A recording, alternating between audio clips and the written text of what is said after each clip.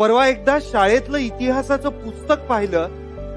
वाचताना कळलं नेमकं काय करायचं राहील.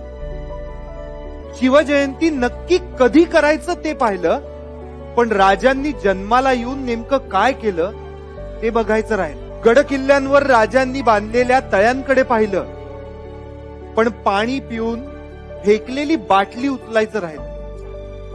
सोशल मीडियावर लोकांना इतिहासावर भांडताना पाहिलं, इतिहासातल्या चुका सुधारून सोशल व्हायचं राहील. प्रत्येक जातीचा माणूस मावळा होता हे पाहिलं, जातीत अडकून बसल्यानं मावळा व्हायचं राहिलं.